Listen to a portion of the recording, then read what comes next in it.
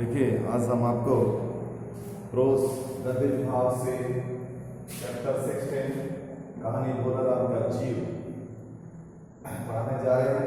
इसके लेखक हैं हरिशंकर परसाई और इस कहानी में प्रमुख पात्र हैं भोला राम की पत्नी धर्मराज, चित्रगुप्त, नारद।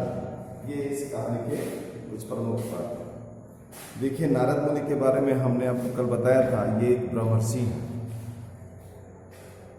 और ब्रह्मा जी के पुत्र हैं और ये अपनी माया से, अपने जादू से किसी भी लोक पर विचरण कर सकते हैं, कहीं भी आ जा सकते हैं। इनको प्राय तीनों लोगों की खबर है।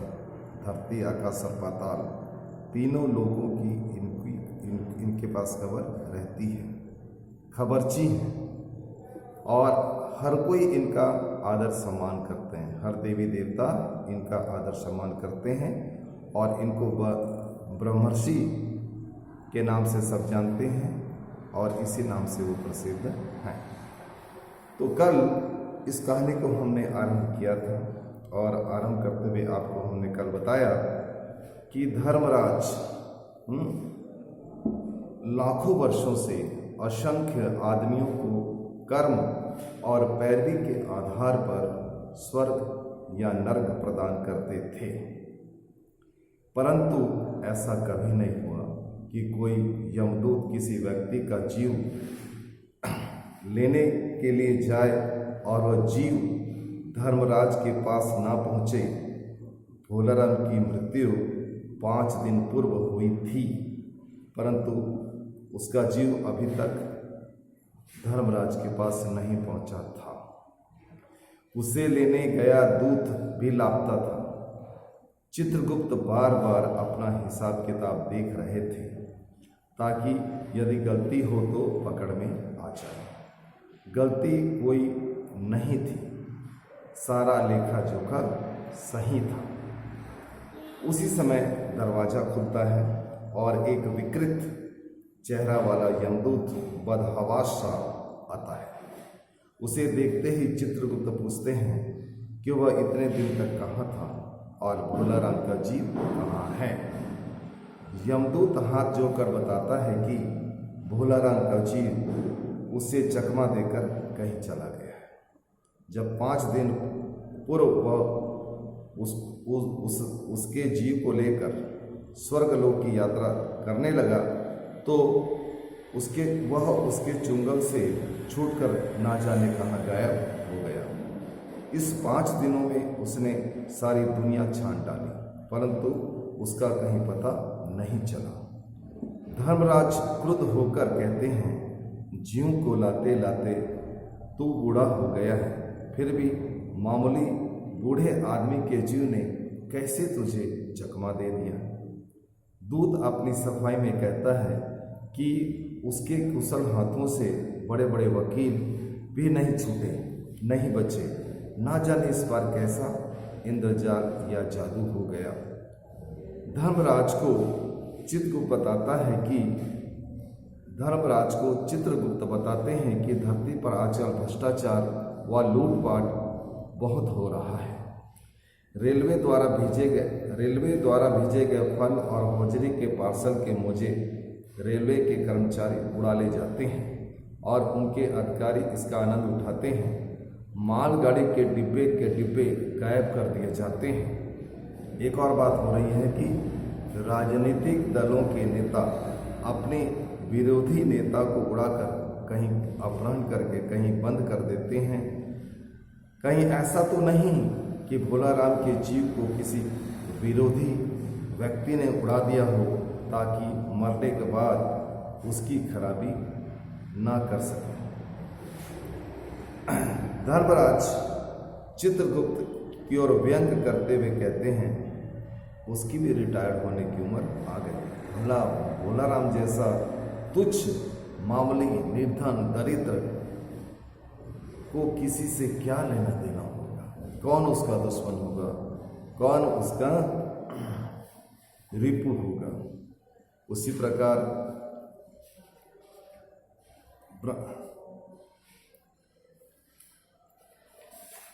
हाँ, उसी समय घूमते घामते नारद जी आ जाते हैं और धर्मराज की चिंता का कारण पूछते हैं। वो पूछते हैं क्या नरक में निवास स्थान की समस्या अभी तक हल नहीं हुई है। धर्मराज बताते हैं यह समस्या हल हो चुकी है, क्योंकि गत वर्षों से नरक में बड़े बड़े गुणी कारीगर आए हैं। इन कारीगरों ने पूरे पैसे लेकर रद्दी इमारतें बनाने वाले ठेकेदार, पंचवर्षीय योजनाओं का पैसा ठेकेदारों से मिलकर खाने वाले इंजीनियर और फर्जी हाजिरी भरकर मजदूरों का पैसा उड़ाने वाले ओवरसियर पहुंच चुके हैं।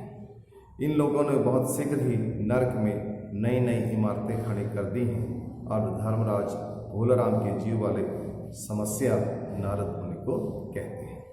यहाँ तक हमने आपको बताया था। आगे क्या घटना घटती है इसके बारे में आपको हम आगे पढ़ा रहे हैं। हमारी बात को ध्यानपूर्वक सुनिए और समझने का प्रयास कीजिए। तो कहानी आरंभ होती है यहाँ से, पेज नंबर 152। उसी समय कहीं घूमते घामते नारद मुनि वहाँ आ गए। धर्मराज को गुमसुम बैठे देख बोले, क्यों धर्मराज, कैसे चिंतित बैठे हैं? क्या नरक में निवास स्थान की समस्या अभी हल नहीं हुई है? तो सब चिंतित बैठे हैं। धर्मराज चिंता में बैठे हैं, चित्रगुप्त चिंता में बैठे हैं।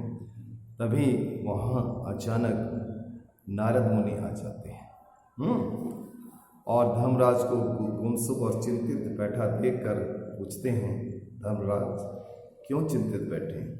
क्या नरक में निवास स्थान की समस्या, नरक में इतने ज़्यादा आदमी आ गए हैं पृथ्वी लोक से, उनको रखने के लिए जगह आपके पास नहीं है, इसलिए आप चिंता कर रहे हैं क्या? धर्मराज कहते हैं यह समस्या तो हल हो गई है। नरक में पिछले साल बड़े बड़े गुणी कारीगर पहुँचे हैं। पृथ्वी लोक में इन्होंने क्या क्या काम किया है सुनो। कई इमारतों के ठेकेदार हैं इनमें जिन्होंने पूरे पैसे लिए।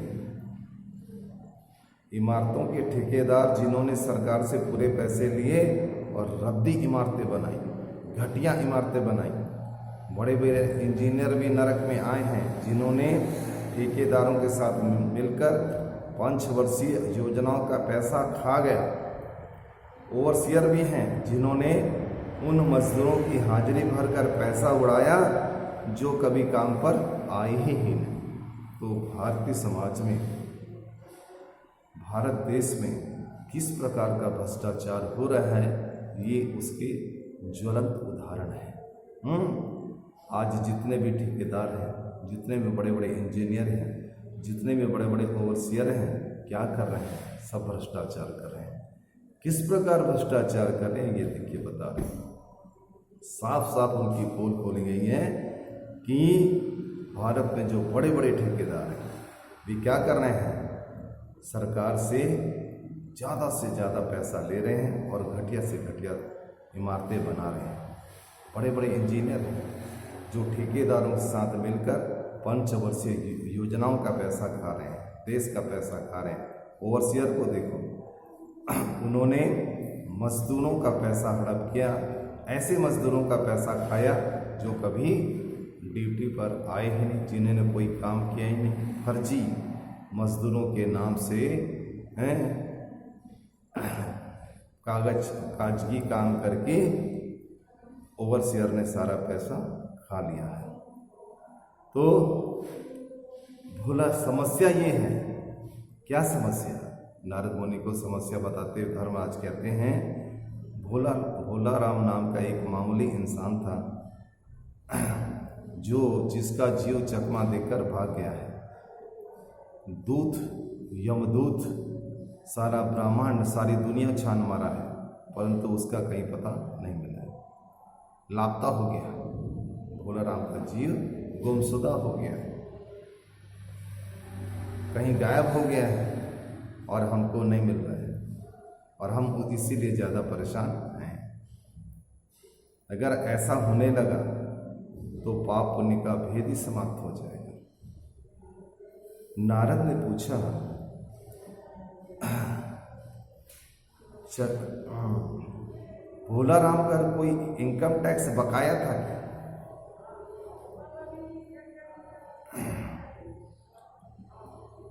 हो सकता है इनकम टैक्स वालों ने उसे रोक लिया। चित्रगुप्त बताता है उसकी इनकम तो थी ही नहीं, इनकम होती तो टैक्स लगता ना, वो तो गरीब और भूखमरा इंसान। नारद बोले मामला बड़ा दिलचस्प रोचक है। अच्छा, मुझे उसका नाम और पता बताओ, मैं पृथ्वी लोक पर में जाऊंगा और उसकी खबर लेकर आऊंगा, ऐसा नारद जी कहते हैं। चित्रगुप्त रजिस्टर खोलते हैं और बताते हैं कि पृथ्वी लोक में भोला राम नाम का एक व्यक्ति है जो जबलपुर के खामापुर मोहल्ले में नाले के किनारे एक 1.5 मकान में, टूटे फूटे मकान में अपने परिवार के साथ रहता था। उसकी एक स्त्री थी, पत्नी थी, 2 लड़के थे और 1 लड़की थी। उम्र लगभग 60 साल की होगी। सरकारी नौकर था। 5 साल पहले वो रिटायर्ड हुआ था। मकान का किराया उसने 1 साल तक नहीं दिया था, इसलिए मकान मालिक उसे निकालना चाहता था। इतने में भोला राम ने संसार छोड़ दिया। आज 5वां दिन है। बहुत संभव है कि अगर मकान मालिक वास्तविक मकान मालिक है तो उसे भोला राम को के मरते ही उसके परिवार को निकाल दिया होगा। इसलिए आपको उसकी तलाश में, उसके परिवार की तलाश में घूमना फिरना पड़ेगा। ठीक है, नारद जी बोलते हैं ठीक है, और वो पृथ्वी लोक पर आ जाते हैं। घूमते घामते एक घर के पास पहुंचते हैं तो वहाँ माँ बेटी के रोने की आवाज़ आ रही है। माँ बेटी की रोने की आवाज़ को सुनकर नारद जी समझ जाते हैं कि ये भोला राम का ही मकान है। द्वार पर गए, आवाज़ लगाई, नारायण नारायण। लड़की देखकर कहा आगे जाओ महाराज। नारद मुनि को दरवाजा खुला। नारद मुनि को देखकर भोला राम की लड़की क्या समझी कोई भिखमंगा आया है, कोई भिखारी आया है। नारद को देखकर क्या समझी वो भिखारी आया और उसको क्या बोली, जाओ आगे जाओ बाबा जी। नारद ने कहा मुझे भिक्षा नहीं चाहिए, मैं भोला राम के बारे में कुछ पूछताछ करना चाहता हूँ। अपनी माँ को बाहर भेजो बेटी। भोला राम की पत्नी बाहर आई। नारद ने कहा माता, भोला राम को क्या बीमारी थी? उसकी पत्नी बोली क्या बताऊं, गरीबी की बीमारी थी। 5 साल हो गए पेंशन पर बैठे, पर पेंशन अभी तक नहीं। बहुत गरीब थे हम, गरीबी की बीमारी थी उनको। 5 साल पहले वो रिटायर्ड हुए थे और 5 साल तक उन्होंने पेंशन पाने के लिए अर्जी देते रहे, परंतु उनको नहीं मिली। हर 15 दिन में एक एप्लीकेशन दे के आ जाते, जवाब आता कि आपके मामले में विचार हो रहा है, परंतु पेंशन नहीं मिला था। इन 5 सालों में हमने हमारे घर के सारे गहने बिक गए, बर्तन बिक गए, कुछ भी नहीं बचा। चिंता में मेरे पति चिंता में घुलने लगे, भूखे मरने लगे और इस भूख में, पेंशन के आशा में और भूख में उन्होंने दम तोड़ दिया। भोला राम ने दम तोड़ दिया। नारद ने कहा क्या करोगी माँ? शायद भोला राम की इतनी ही उम्र थी। उसकी पत्नी बोली ऐसा मत करो, ऐसा मत कहो महाराज, उम्र तो बहुत थी। 50-60 रुपया महीना पेंशन मिलती तो वे कुछ और काम करके गुजारा कर सकते थे, पर क्या करें, 5 साल नौकरी से बैठे हो गए और अभी तक एक कौड़ी भी नहीं मिली है। 5 साल तक वो पेंशन का इंतजार करते रहे, सरकारी ऑफिस में आते जाते रहे, पेंशन ऑफिस में आते जाते रहे, परिश्रम करते रहे, आशा में रहे। दुख की बात है 5 साल गुजर जाने का, रिटायर्ड के 5 साल गुजर जाने के बाद भी इन सरकारी कर्मचारियों ने हमारे पेंशन के मामले को पास नहीं किया। दुख की कथा सुनने की फुर्सत नारद के पास नहीं थी। वे मुद्दे पर आए। माँ, यह तो बताओ कि यहाँ किसी से उनका विशेष प्रेम लगाव था जिससे उनका जी लगा हो है? ऐसा नारद जी ने उनसे पूछा। हो सकता है कि भोला राम को किसी से विशेष प्रेम हो, जिसमें उसका मन लग गया हो, जिसमें उसका जीव लग गया हो। पत्नी बोली, लगाव तो महाराज बाल बच्चों से ही होता है। एक गृहस्थी आदमी का लगाव प्रेम किससे होता है? अपने परिवार से होता है, अपने पत्नी से होता है। नहीं, परिवार से बाहर के तो किसी का हो सकता है। मेरा मतलब किसी स्त्री से गुर्रा कर नारद जी से कहा। नारद जी बोलते हैं, आपके पति भोला राम का किसी दूसरी स्त्री से कोई संबंध था क्या? तो भोला राम की पत्नी गुस्से में बोलती है, ऐसा मत कहो महाराज, तुम साधु हो हैं, उच्चक्के नहीं हो। जिंदगी भर उन्होंने किसी दूसरी स्त्री की तरफ आंख उठाकर नहीं देखा। नारद ने हंसकर कहा, हाँ, तुम्हारा ये सोचना ठीक है। यहीं पर अच्छी गृहस्थी का आधार है। अच्छा माता, मैं चल। तो इस प्रकार संवाद होता है और वे वहाँ से अब चलने लगते हैं। तब भोला राम की पत्नी नारद जी से रिक्वेस्ट करती है, प्रार्थना करती है। क्या बोलती है? महाराज, आप तो साधु हैं, सिद्ध पुरुष हैं, कुछ ऐसा नहीं कर सकते कि उनकी रुकी हुई पेंशन हमको मिल जाए। आप हमारी तरफ से कोशिश कीजिए, ऑफिस में जाइए, पेंशन ऑफिस में जाइए और कोशिश कीजिए, बोलिए। हो सकता है आपके कहने पर, आपके प्रयास से, आपकी मेहनत से हमारी रुकी हुई पेंशन मिल जाए। इन बच्चों का पेट भर जाएगा। नारद को दया आ गई। वे कहने लगे, साधुओं की बात कौन मानता है? मेरा यहाँ कोई मठ तो है नहीं, कोई संस्था तो मेरी है नहीं, फिर भी सरकारी दफ्तर में जाऊँगा, पेंशन ऑफिस में जाऊँगा और तुम्हारा काम हो जाए, इसके लिए मैं कोशिश करूँगा। वहाँ से चलकर नारद सीधा पेंशन ऑफिस में पहुँचते हैं। वहाँ पहले ही कमरे में बैठे बाबू से उन्होंने भोला राम के केस के बारे में बात की। उस बाबू ने उन्हें ध्यानपूर्वक देखा और बोला, भोला राम की दरख्वास्तें तो बहुत भेजी, पर उन पर वजन नहीं लगा। नारद जी जैसे ही पेंशन ऑफिस में पहुंचते हैं, एक सरकारी दफ्तर कर्मचारी के पास पहुंचते हैं और भोला राम की पेंशन के बारे में बात करते हैं। क्यों भोला राम की पेंशन की फाइल पास नहीं हो रही, उनका मामला क्यों भटका हुआ है? तब वो बाबू ध्यानपूर्वक उनकी बात को सुनता है और बोलता है, भोला राम की एप्लीकेशन बराबर हमारे पास आ रही है, परंतु उस एप्लीकेशन के ऊपर वजन नहीं है, इसलिए वो उड़ जा रही है। नारद ने कहा, भाई उड़ जा रही है तो पेपर वेट पड़ा हुआ है, पेपर वेट उसके ऊपर रख दो ताकि वो उड़े नहीं। बाबू हंसा और बोला, आप साधु हैं, आप संसार की बात, दुनिया की बात, दुनिया का शिष्टाचार, दुनिया का चलन नहीं जानते हैं।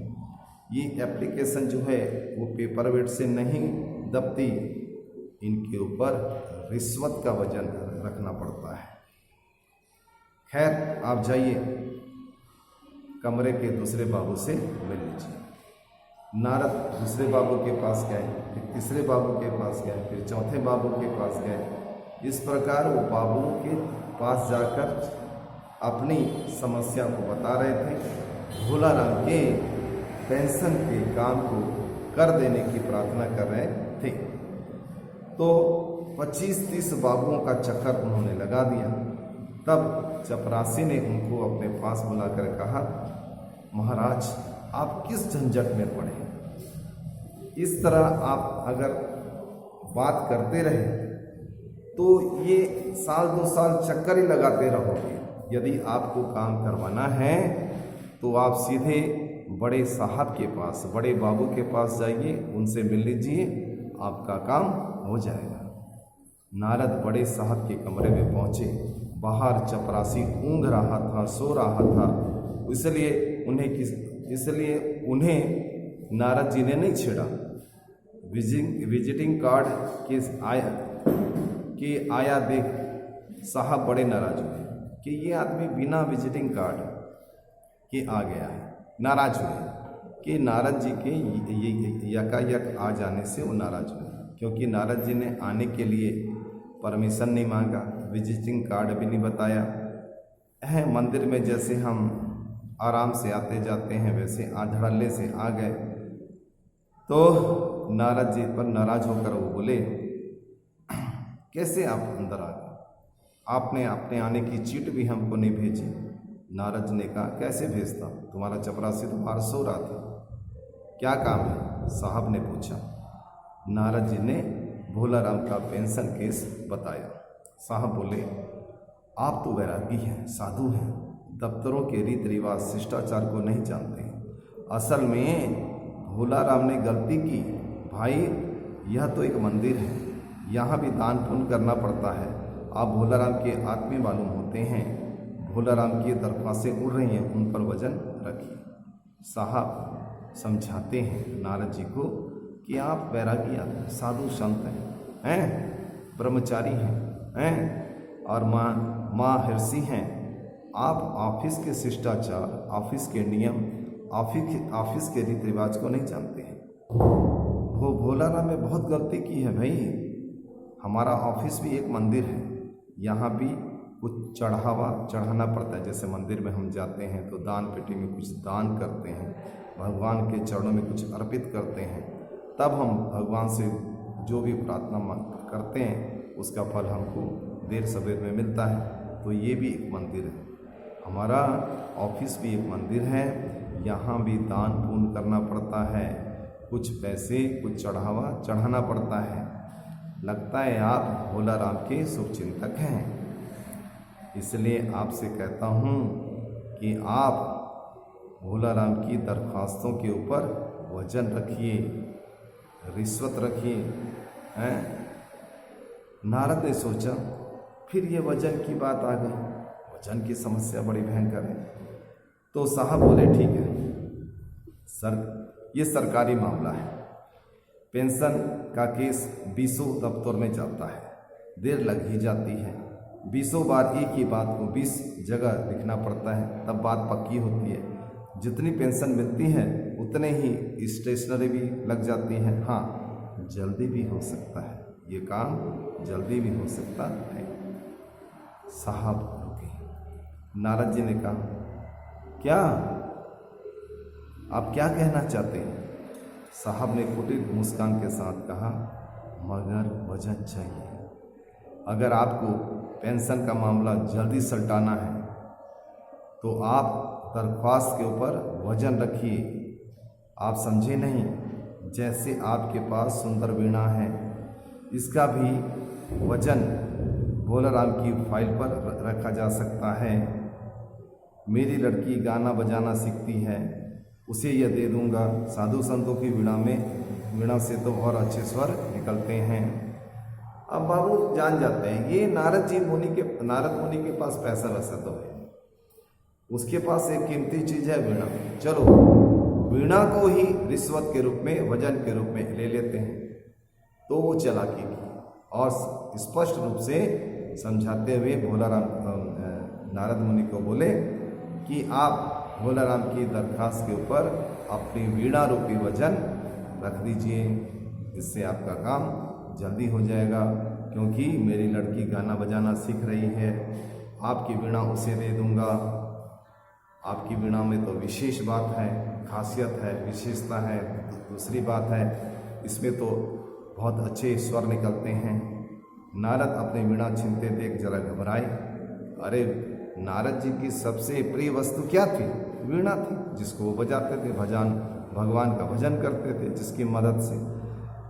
अब यहाँ मामले को सलटाने के लिए उनसे वीणा छीनी जा रही थी। वो घबराए, फिर संभल कर बोले, या लीजिए, अब जरा जल्दी उसकी पेंशन का ऑर्डर निकलवा दीजिए। देने के लिए तैयार हो जाते हैं। एक तरफ उन्होंने अपनी वीणा टेबल पर रख दी और कहा, ये लीजिए, अब जरा जल्दी भोला राम की पेंशन की फाइल निकालकर पेंशन के काम को सल्टा दीजिए। साहब ने प्रसन्नता से उन्हें कुर्सी दी। रिश्वत लेने के बाद नारद मुनि को ऑफिस में बैठने के लिए कुर्सी दी गई। वीणा को एक कोने में रखा और घंटी बजाई। चपरासी हाजिर हुआ। साहब ने हुक्म दिया, बड़े बाबू से भोलाराम के केस की फाइल लेकर आओ। थोड़ी देर बाद चपरासी भोलाराम की 100-150 एप्लीकेशन से भरी फाइल लेकर आया। उसमें पेंशन के कागजात भी थे। साहब ने फाइल पर भोलाराम का नाम देखा और निश्चित करने के लिए पूछा, क्या नाम बताया साधु जी आपने? नारद समझे साहब थोड़ा कम सुनते हैं, ऊंचा सुनते हैं, इसलिए वो जोर से बोला, भोलाराम। सहसा फाइल से आवाज आई, कौन पुकार रहा है मुझे? अतः भोलाराम का जीव कहाँ पर फंसा हुआ था? भोलाराम का जीव पेंशन की फाइल में फंसा हुआ, क्योंकि पेंशन की फाइल के कारण ही उसकी मौत हुई थी और इसी चिंता में वो मर गया था। तो उसका जो जीव था वो कहाँ आकर रुका हुआ था? पेंशन की फाइल में आकर रुका हुआ था। कौन पुकार रहा है मुझे? पेंशन की फाइल से आवाज़ आती है भोलाराम के जीव की। पोस्टमैन है क्या? क्या पेंशन का ऑर्डर आ गया? आवाज़ सुनकर साहब डर कर कुर्सी से नीचे गिर गए। नारद चौंके। उस दूसरे ही क्षण बात समझ गए। बोले, भोलाराम, तुम क्या भोलाराम के जीव हो? हाँ, आवाज़ आई। नारद ने कहा, मैं नारद मुनि हूँ और तुम्हें लेने आया हूँ। चलो, स्वर्ग में तुम्हारा इंतजार हो रहा है। आवाज़ आई, मुझे नहीं जाना, मैं तो पेंशन की दरखास्तों में अटका हूँ। मेरा मन यहीं लगा है। मैं अपनी दरख्वास्त से छोड़कर नहीं जा सकता। मतलब जब तक मेरा पेंशन का मामला पूरा नहीं होगा, मैं यहाँ से नहीं जा सकता। इस प्रकार कहानी खत्म होती है और नारद जी अपने प्रयास से भोलाराम के जीव को खोज लेते हैं। तो इस प्रकार ये जो कहानी है, प्रस्तुत कहानी में हमको ये संदेश मिलता है कि आजकल सरकारी दफ्तरों में भ्रष्टाचार इतना बढ़ गया है कि बिना रिश्वत लिए कोई काम नहीं हो पाता। उचित काम हो या अनुचित काम, सही काम हो या गलत काम हो, रिश्वत देनी ही पड़ती है। भ्रष्टाचार के कारण आम आदमी बहुत दुख पाता है, बहुत तकलीफ पाता है। देखो, इतनी तकलीफ पाता है कि मौत भी हो जाती है। अनेक प्रकार की समस्याओं से जूझने लगता है। भोलाराम पेंशन नहीं मिलने के कारण घर के आभूषण बेच देता है। पेंशन नहीं मिलने के कारण घर के बर्तन भांडे बेच देता है। पेंशन ना मिलने के कारण भूखे मरने लगता है। पेंशन ना मिलने के कारण घर का किराया नहीं दे पाता है।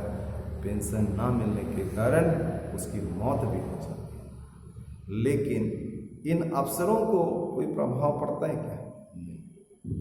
सरकारी ऑफिस में काम करने वाले इन अफसरों को कोई भी असर नहीं होता है। इन सब बातों का कोई असर नहीं है। वास्तव में पूरा सरकारी तंत्र, सरकारी विभाग ऊपर से नीचे तक भ्रष्ट हो चुका है और बिना भ्रष्टाचार के, बिना रिश्वत के वो कोई भी काम करने के लिए तैयार नहीं है। तो अंत में हमने क्या देखा कि भोलाराम का जो जी था पेंशन की फाइल में अटका हुआ था।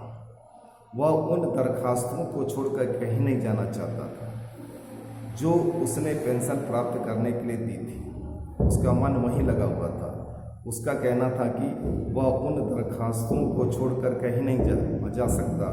उसके पीछे का यह रहस्य था कि 5 साल बीत जाने पर भी उसे पेंशन ना मिली और वह भूखा रहकर मर गया था। अब उसका विचार था कि जब तक उसके परिवार को पेंशन नहीं मिलती तब तक वो यहाँ से और कहीं नहीं जाए। तो ये एक प्रकार का बहुत बड़ा व्यंग है हमारे सरकारी अफसरों पर, सरकारी व्यवस्था पर, सरकारी नियमों पर। तो यहाँ पर हम क्या देखते हैं कि भ्रष्टाचार हमारे समाज में बहुत विकलांग रूप में खड़ा है और सभी वर्ग के लोग इसकी चपेट में। तो बहुत सारे इसमें कठिन शब्द भी हैं। जैसे हुक्म, हुक्म का मतलब आदेश, कुटिल मतलब टेढ़ा, दिलचस्प रोचक, तलाश खोज, चिंतित परेशान, चकमा देना धोखा देना, ऑर्डर आदेश, उम्र आयु, दरख्वास्त यानी आवेदन या प्रार्थना पत्र, रिटायर्ड सेवा निवृत्त, बैरागी यानी सन्यासी, अभ्यस्त यानी कुशल, आत्मीय यानी अपने लोग जिसमें अपनेपन की भावना होती है, विकृत यानी बिगड़ा हुआ, खींच कर यानी जुड़ कर, इनकम यानी आय, असंख्य यानी अनगिनत, अलर्ट यानी बांटना, रिकॉर्ड यानी लेखा जोखा, देह शरीर तन, कुरूप यानी बदसूरत, ब्रह्मांड यानी दुनिया विश्व, इंद्रजाल यानी जादू। तो अब हम आपको बता रहे हैं कि आपकी किताब में जो प्रश्नोत्तर दिए हैं, जो किताब में बन सकते हैं, जैसे मल्टीपल चॉइस, मौखिक या ग्रामर संबंधी जो प्रश्न उत्तर हैं वो बन सकते हैं। आपके पास छोटे छोटे प्रश्न हैं ये, जिनका उत्तर आप तुरंत वहाँ बुक में बना सकते हैं। आपको आंसर शीट भेज दी गई है, इस लेसन के को निकालिए। इसके प्रश्न उत्तर जो बुक में बनाने संभव हैं उसमें आप बुक में बना लीजिए, और जो प्रश्न उत्तर बड़े हैं, लघु जैसे प्रश्न उत्तर, दीर्घ प्रश्न उत्तर है, उसको आप हिंदी प्रश्नोत्तर कापी में लिखिए। पहले प्रश्न लिखिए, फिर उसका उत्तर लिखिए, दूर दूर लिखिए, साफ सुंदर लिखिए। उम्मीद है आपको ये कहानी समझ में आ गई। यदि फिर भी आपको कोई समझ में नहीं आई है, कुछ पूछना है आपको, तो आप 7894945066 पर हमसे संपर्क कीजिए और अपनी हर समस्या का समाधान कीजिए। तो इस प्रकार कहानी को आपको पढ़ना है और प्रश्नोत्तर लिखना है। कॉपी में आपका प्रश्नोत्तर लिखना बहुत ज़रूरी है, क्योंकि आपका जो नोट्स है उसको देखकर परीक्षा के लिए हम आपको नंबर देंगे, और ये नंबर आपको परीक्षा में सफलता में मदद करेंगे। इसलिए प्रश्नोत्तर लिखना जरूरी है, किताब से पढ़ना जरूरी है, और जो काम हम आपको दे रहे हैं उसको आप करते रहिए। अभी आपके पास पर्याप्त वक्त है, समय का सदुपयोग कीजिए और हमारे साथ चलिए, हमारे साथ इसी प्रकार पढ़ाई करते रहिए, बने रहिए।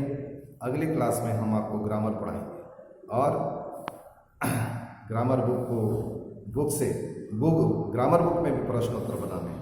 ग्रामर का भी आंसर शीट आपको भेज दिया गया है, उसमें जो भी छोटे छोटे प्रश्नोत्तर हैं उसको आप टिक लगाइए और वहाँ पर बना लीजिए, लिख लीजिए, और उसको हर दिन खोलकर पढ़िए, समझने का प्रयास कीजिए। हम यहाँ पढ़ा रहे हैं, आप मोबाइल की सहायता से घर में पढ़िए। हम पढ़ा रहे हैं, तुम भी पढ़ रहे हो, तो परीक्षा में अवश्य सफलता मिलेगी। हमारे साथ मेहनत करो तो तुम्हारी सफलता पर कोई किसी प्रकार की आँच नहीं आएगी। ठीक है, नेक्स्ट क्लास में फिर मुलाकात होगी, तब तक के लिए गुड बाय।